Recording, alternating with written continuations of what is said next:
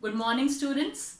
Today we are going to learn certain more things about gravitation. Okay, in the previous session we have started our unit 6, that is gravitation, and in that particular video we have learned about what is the Newton's law of gravitation and we derived the formula for the same. What was it? F is equals to G m by r square. Okay, am I correct? Okay. Now today what we are going to do, we'll learn properties of this F, the gravitational force first of all.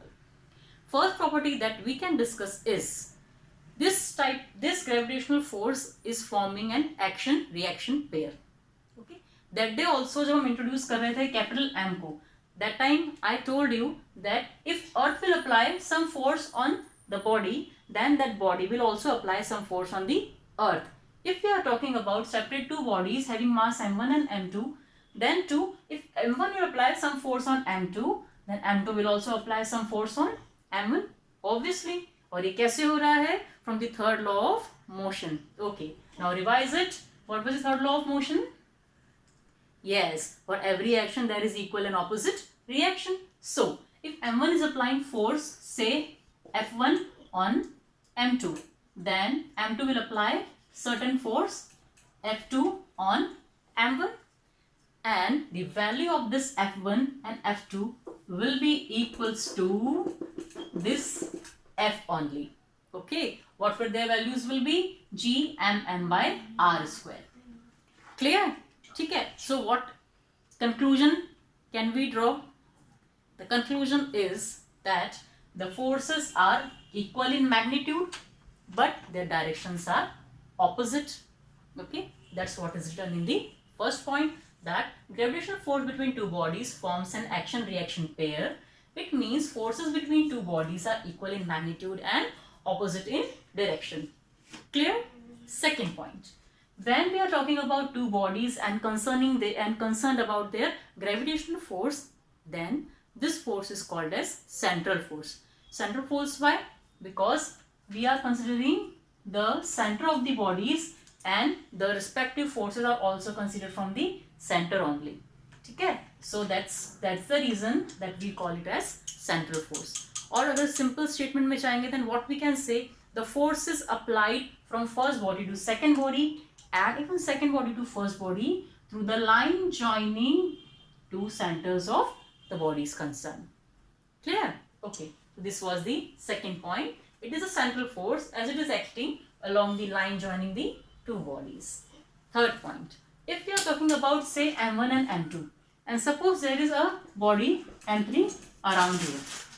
Okay, when we consider gravitational force between M1 and M2, then the presence of M3 or absence of M3 doesn't make any difference. Practically, if we talk about this, then if we are taking gravitational force between earth and moon, then if sun is also there, then it doesn't make any difference that sun is present or absent. Clear? So it is true for all heavenly bodies also simultaneously. We can understand the next thing, that it is independent of the nature of intervening mediums. Okay, पूरे universe में बहुत सारी bodies and we are talking about all, that they will follow the law of gravitation, and between all the bodies in the universe there are several types of mediums present. Okay, for earthly bodies there are different types of mediums, for heavenly bodies there are other types of mediums, but the value of this gravitational force will be independent from the nature of the medium between the two bodies. Clear? Now moving to next is, it is a long range force. Obviously if we are talking about the force between the heavenly bodies, then it is placed at long distance only. So it is a long distance force, obviously. Now it is a conservative force. Conservative. What do I mean by conservative? You have heard this term before also. Students, today one work is there for you. Just try to explain what is conservative force. Okay, and write into your notebook and then post it to me. Next, attractive in nature. Okay, we are also aware of the same fact, हमने derive भी किया था उसी base पे, that it is attraction between the earth and apple, or we can say earth and moon. So obviously it is attractive in nature. Okay, now it is valid for every point object and spherically symmetrical objects. Spherically symmetrical objects and point objects. This was one of the assumptions of Newton that was proved true, and वो सारे calculations के लिए जब भी हमें values लेना रही वो हमें बहुत help करता रहा. कौन सा assumption? That all the heavenly bodies, celestial bodies, earthly bodies are spherically symmetrical. What do you mean by spherically symmetrical? Okay, if we consider any body to be sphere in shape, okay, and then the mass distribution of this body is equal at every portion. If we study any corner of the body, any side of the body, then we will study the same things. This type of bodies are called as spherically symmetrical bodies, and this type of bodies can be considered as their mass is concentrated at the center of it.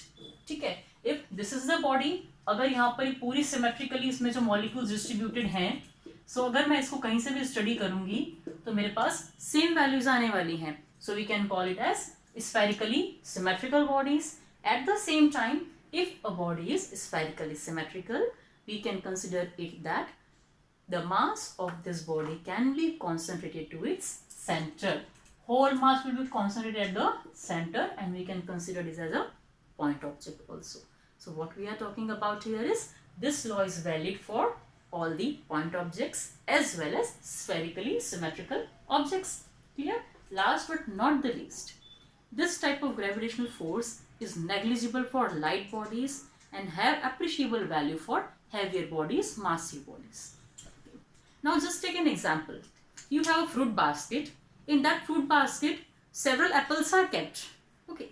Now, in this particular basket, the apple at this side and apple at this side, they also bearing some force of attraction, and that is gravitational force. But that gravitational force is negligible and we can't recognize it because its value is very small.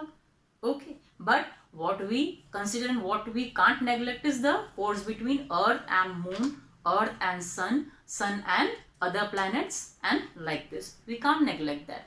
So, for massive bodies, it is having appreciable value, but for lighter bodies, it can be negligible that time. So, this was all about the gravitational force and its characteristics. Now, when deriving the force of gravitation, that time a new term, that universal gravitational constant, was introduced. It was capital G. Okay. In that video, I told you the value of this particular G. Do you know it? Just try to revise it in your mind. Yes, its value was G equals to 6.67 into 10 to the power minus 11 Newton meter square per kg square. This was the value. Okay. Today we are going to define universal gravitational constant. Just listen very carefully. Gravitational constant, or we can say universal gravitational constant, is defined as the force of attraction between two bodies having unit masses and are placed at a unit distance apart. Now what does it mean? Let's understand mathematically. Okay. Say this is m1, this is m2, and they are placed at a distance r apart. For this formula we have is F is equals to G m by r square. Okay. Now, if we change it formula and make it equals to G, it will be F r square m. Talking for two bodies, then m1 and m2 will be introduced. It will be G equals to F r square by m1 m2. Okay. Now, what the definition I told was, it is the force of attraction between two bodies having unit masses and are separated by a unit distance apart. Means unit distance means and unit masses means having the value unity. Unity means 1. So, say 1 unit, or we can say 1 kg for SI, and unit distance apart means 1.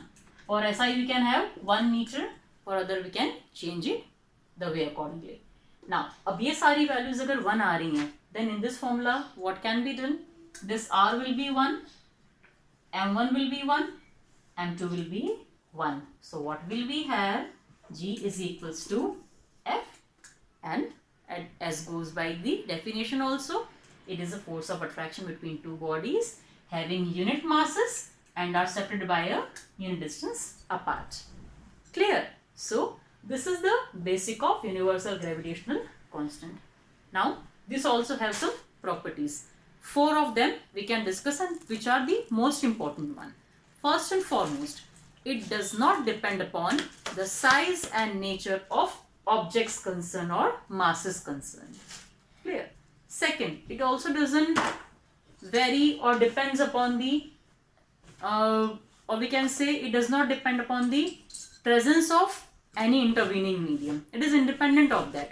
जैसे gravitational force था independent of intervening medium, same way G is also independent of intervening medium. Any medium can be between the two masses and G will be constant for it.